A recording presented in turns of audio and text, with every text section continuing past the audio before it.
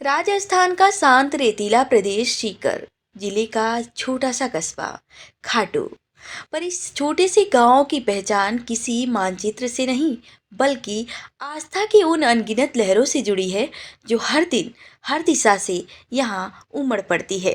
कहते हैं, जब सच्चा भक्त पुकारता है तो खाटू श्याम उनकी स्वयं सुनते हैं। यह वह स्थल है जहाँ करोड़ों लोग अपने दुख रख जाते हैं और राहत लेकर लौटते हैं।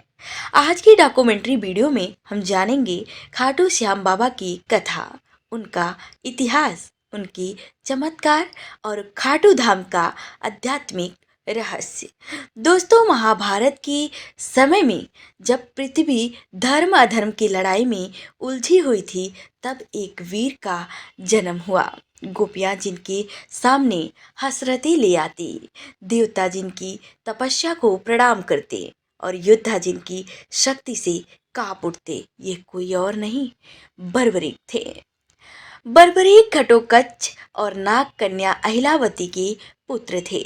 दोस्तों, वंश से ही वे महाबली भीम के पौत्र थे। छोटी आयु से ही उन्होंने युद्ध कला सीखी, पर उनकी वास्तविक शक्ति उन्हें मिली कठोर तपस्या से। 3 वर्षों की कठिन साधना के बाद देवी माँ ने उन्हें 3 बाण दिए। 3 बाण पर शक्ति ऐसी कि पूरा ब्रह्मांड थर्रा जाए, कांप जाए, नष्ट हो जाए। एक बाण दुनिया की हर वस्तु को चिन्हित कर देता था, दूसरा हर चिन्हित वस्तु को नष्ट कर सकता था और तीसरा उन सभी को जोड़ सकता था जिन्हें वह चाहता। इन 3 बाणों के साथ उनके पास थी असीम धनुष शक्ति। लोग कहते हैं, यदि बर्बरीक उस समय किसी भी सेना में खड़े हो जाते तो परिणाम पल भर में तय हो जाता। कुरुक्षेत्र के महायुद्ध की आहट पूरे आर्यावर्त में फैल चुकी थी। बर्बरीक ने निश्चय किया कि वे युद्ध को अपनी आंखों से देखेंगे और धर्म की रक्षा करेंगे। वो अपने 3 बाण और धनुष लेकर चल पड़े। उनके हृदय में एक ही संकल्प था, मैं कमजोर पक्ष का साथ दूंगा।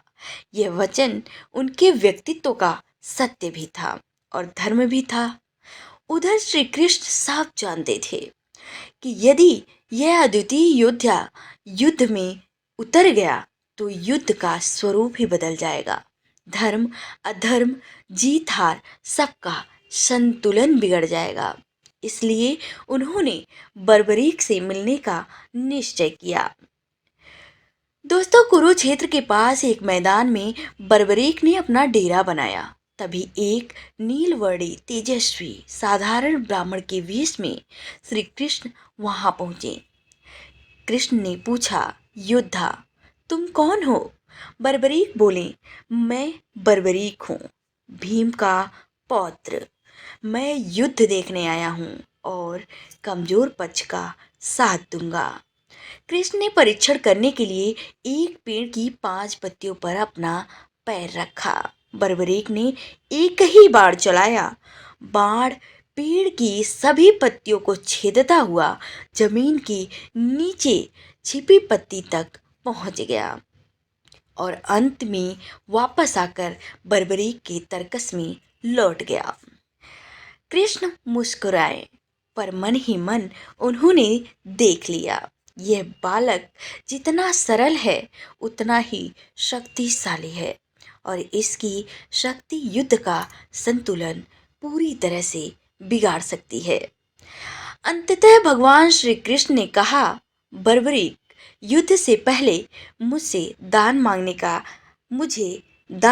का अधिकार है। मैं तुम्हारा सिर चाहता हूँ। बर्बरीक मुस्कुराए और बोले, यदि यह दान धर्म की रक्षा के लिए है तो मेरा शीश सदैव आपकी चरणों में रहेगा। और उन्होंने अपना शीश भगवान को मुस्कुराते हुए अर्पित कर दिया। यह बर्बरीक का शीश पृथ्वी पर गिरा। आकाश में देवताओं ने पुष्प वर्षा की। कृष्ण ने वचन दिया, तुम्हारा यह अद्वितीय त्याग अद्वितीय फल पाएगा। तुम्हें कलयुग में मेरे नाम से भी अधिक पूजा जाएगा। जो तुम्हें सच्चे मन से पुकारेगा, मैं स्वयं उसकी सहायता करूँगा, पर तुम्हारे नाम से। उसी क्षण बर्बरी श्याम बन गए। कृष्ण ने कहा, तुम अब कलयुग के श्याम हो, हारे का सहारा, निराश का आधार, कष्टों का समाधान। कहते हैं कि महाभारत के युद्ध के बाद बर्बरीक का शीश 5000 वर्षों तक जमीन में सुरक्षित रहा। समय बीता, राजवंश बदले, पर दिव्य शक्ति उसी धरती में विराजती रही। एक दिन राजस्थान के खाटू गांव में एक चरवाहे का घोड़ा एक स्थान पर बार बार रुकने लगा। लोगों ने जब जमीन खोदी और वहां एक दिव्य शक्ति तेजस्वी शीश निकला।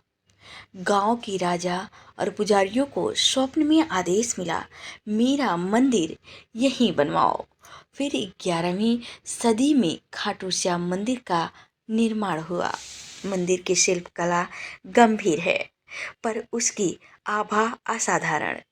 मुख्य गर्भगृह में आज भी वही दिव्य शीश विराजमान है जो महाभारत के युद्ध का साक्षी था। खाटू श्याम आने वाले भक्तों से पूछिए, हर किसी के पास एक कहानी होगी। बीमारी से मुक्ति, दुख से राहत, व्यापार में प्रगति, विवाह में बाधा दूर, खोई हुई आशा की लौ फिर से जल उठना। कोई भक्त कहता है, रात को बाबा सपने में आकर कहा, चिंता मत कर। किसी के घर अचानक विपत्ति टल जाती है, किसी का बच्चा ठीक हो जाता है, किसी का कारोबार उठने लगता है। ऐसी अनगिनत कहानियां बताते हुए यही कारण है कि बाबा को हारे का सहारा कहा जाता है। जहाँ मनुष्य हार जाता है, वहीं श्याम की कृपा आरंभ होती है। हर वर्ष फागुन महीने में खाटू श्याम में लगता भव्य मेला यह केवल उत्सव नहीं है, यह भक्ति का महासागर यात्रा है। देश भर से लाखों भक्त पैदल यात्रा करते हैं।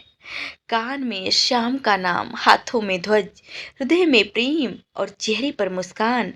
गुलाल से रंगी हवाएं, ढोल नगाड़ों की गूंज, श्याम तेरी बंसी पुकारे अडोनी जैसी भजनों की धुन और रात भर जगमगाते दीपों की कतारें। ऐसे लगता है कि बस हम श्याम बाबा की कुटिया में रुके ही रहे, सांसें थम जाएं, समय थम जाए। ऐसी अद्भुत लीलाएं हैं हमारे श्याम बाबा की। कई भक्त कहते हैं कि मेला केवल दर्शन का नहीं, बल्कि अनुभूति का अवसर है, जहाँ मन, तन, आत्मा तीनों ही श्याम में विलीन हो जाते हैं। खाटू श्याम की कथा हमें सिखाती है, बलिदान ही सबसे बड़ा धर्म है, निस्वार्थता सबसे बड़ी शक्ति है और विनम्रता किसी भी अद्भुत सामर्थ्य को देवत्व में बदल देती है। श्याम का संदेश सरल है, जो हार चुका है वही मेरा है। यह वाक्य हर उस इंसान के लिए है जो जीवन में हिम्मत हार चुका है, जो थक चुका है, जो किसी सहारे की तलाश में है। श्याम कहते हैं, मैं हूं ना, तो चिंता क्यों करते हो। खाटू श्याम की हवाओं में आज भी वही शांति, वही करुणा, वही दिव्यता गूंजती है जो हजारों वर्ष पहले बर्बरी के त्याग में थी, जो कृष्ण के आशीर्वाद में थी और जो आज हर भक्त की आंखों में चमकती है। बाबा श्याम सभी की मनोकामनाओं को पूर्ण करें और आपके जीवन की हर कठिनाइयों को दूर करें। बस आप हमारे चैनल को सब्सक्राइब करें।